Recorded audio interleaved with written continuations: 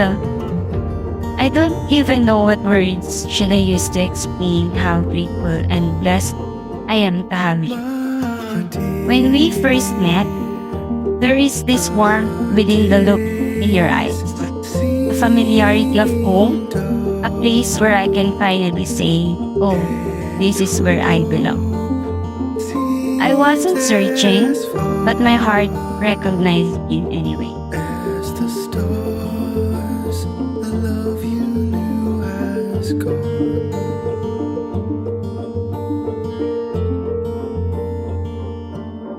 My dear,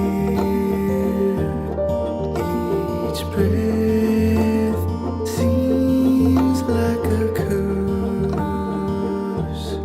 Your lungs fill with smoke, they burn to learn. Kuya Mark, thankful and blessed sa iyo kasi ito na yung araw na inaantay natin. Dumating na. Payo ko lang sa iyo, Mark, at ni Jen.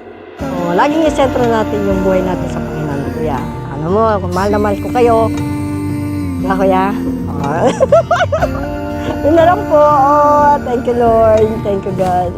Amen.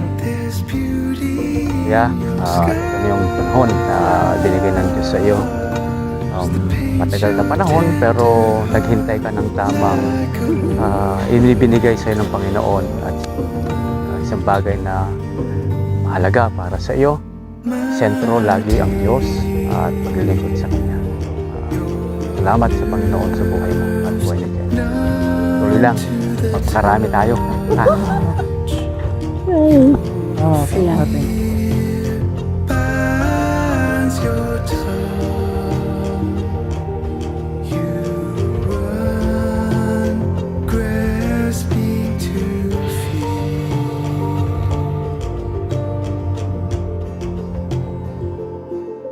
My dear, Nagkakilala kami ni Mark this year, 2025. Nagtitinda po ako ng alamat halo-halo and takoyaki. So, During that time, sa aking best friend, may sabi niya sa akin, meron daw siyang papakilala sa akin na mag-food trip daw kami. So si Jen ay nagtitinda na takoyaki, which is hindi ko namang kinakain. And during that time, bigla ako takoyaki because I really want to meet her. Kasi sabi ng best friend ko na okay din tong tao to. So ginawa namin yung nakipag-meet ako sa kanya. Then suddenly, magkaibigan na kami. and then, na-develop kami, God ordained, lahat yun sa Lord. So yun. paint your tender heart like a work of art. I see you, love.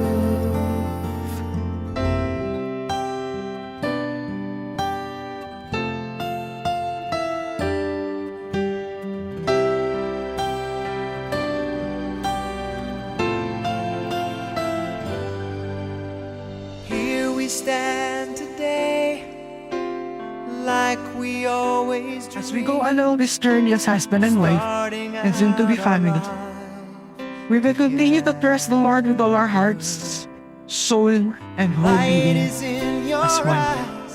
Kahit anong mangyari, hindi tayo aalis sa presensya ng Diyos. He is our refuge and strength, the source of everything. I stand before you, overwhelmed with gratitude that I get to call him my partner, my confidant, my best friend, and now my husband. On this day, I promise forever. On this day, I surrender my heart.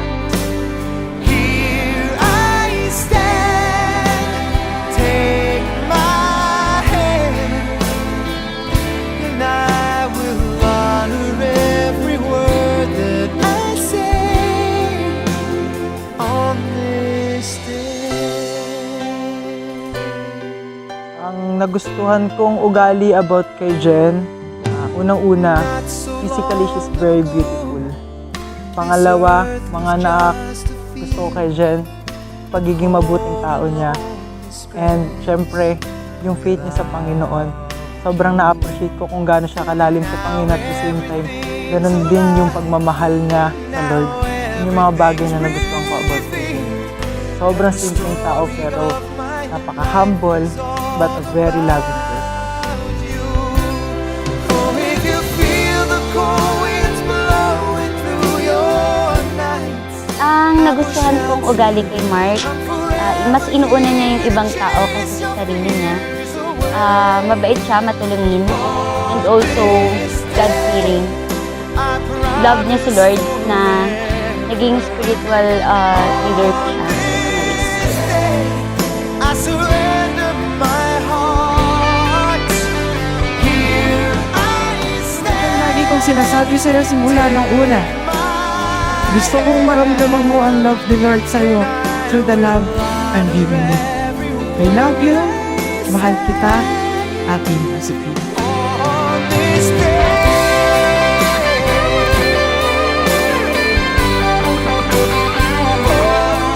I proud to cherish and love you in every moment. I promise to love you fiercely and faithfully for all the days of my life. I am yours completely, now and forever. Your beautiful wife, Jen. carry me away. On this day, I promise Ang mapapangako ko sa'yo, mamahalin kita habang ako ay nabubuhay.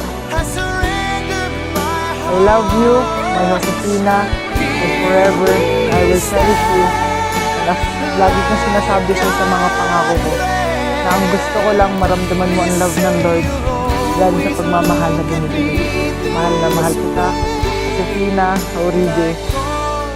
Mamaya, ito na ay si Josefina Haurige Pinili.